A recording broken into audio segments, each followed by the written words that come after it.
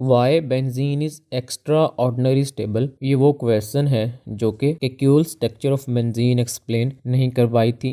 आज हम atomic orbital treatment of benzene में इस क्वेश्चन के आंसर को डिटेल में समझेंगे। बेंजीन का हेक्सागोनल फ्रेमवर्क और स्टेबिलिटी को हाइब्रिडाइजेशन से एक्सप्लेन कर सकते हैं। Here is the structure of benzene, जिसमें 6 कार्बन एटम्स मौजूद हैं और वो 6 कार्बन एटम्स 6 हाइड्रोजन के साथ डायरेक्टली बॉन्डेड है। बेंजीन का हेक्सागोनल फ्रेमवर्क 6 कार्बन एटम्स की वजह से है जो कि 6 कॉर्नर में प्लेस हैं। बेंजीन में मौजूद तमाम कार्बन एटम्स sp2 हाइब्रिडाइज्ड होती हैं। sp2 हाइब्रिडाइजेशन में एक s और 2p एटॉमिक ऑर्बिटल्स हाइब्रिडाइज होते हैं और रिजल्ट में 3sp2 हाइब्रिड ऑर्बिटल्स बनते हैं। अब ये जो 3 sp2 हाइब्रिड ऑर्बिटल्स हैं ये अरेंज होकर ट्राइगोनल प्लेनर ज्योमेट्री बनाते हैं। बेंजीन रिंग में चूंकि 6 कार्बन एटम्स मौजूद हैं तो 6 कार्बन एटम्स में इस तरह की ट्राइगोनल प्लेनर ज्योमेट्री मौजूद होती है। अगर हम बेंजीन में मौजूद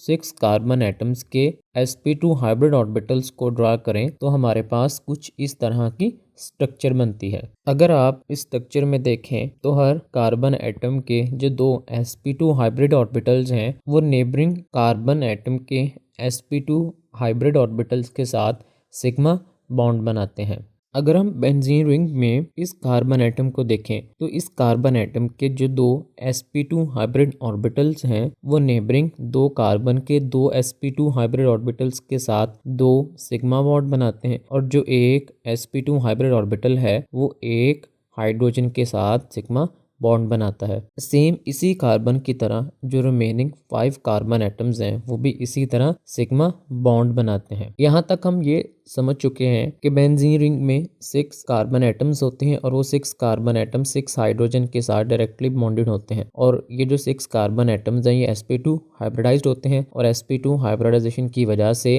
हर कार्बन के 3 sp2 हाइब्रिड ऑर्बिटल होते हैं और वो नेबरिंग कार्बन के साथ 2 सिग्मा बॉन्ड बनाते हैं और एक सिग्मा बॉन्ड हाइड्रोजन के साथ बनाते हैं। सो आई होप यहाँ तक सब कुछ क्लियर है। अगर आप लोग sp2 हाइब्रिडाइजेशन को रिवाइज करें तो आप लोगों को याद आएगा कि sp2 हाइब्रिडाइजेशन में एक 2pz ऑर्बिटल होता है जो कि हाइब्रिडाइज नहीं होता, वो सेम अपनी पहले वाली फॉर्म में मौजूद रहता है और ट्राइगोनल प्लेनर ज्योमेट्री के परपेंडिकुलर मौजूद होता है। अब बेंजीन में मौजूद तमाम कार्बन एटम्स में sp2 हाइब्रिडाइजेशन होती है। इसका मतलब हर कार्बन एटम के पास एक 2pz अनहाइब्रिड ऑर्बिटल मौजूद है। हियर इज अ स्ट्रक्चर जिसमें सिर्फ हर कार्बन एटम के 2pz अनहाइब्रिड ऑर्बिटल को शो किया गया है। अब ये जो अनहाइब्रिड 2pz एटॉमिक ऑर्बिटल है वो नेबरिंग कार्बन एटम के 2pz ऑर्बिटल्स के साथ डिफ्यूज होते हैं, ओवरलैप होते हैं। इन अनहाइब्रिड ऑर्बिटल्स की डिफ्यूजन की वजह से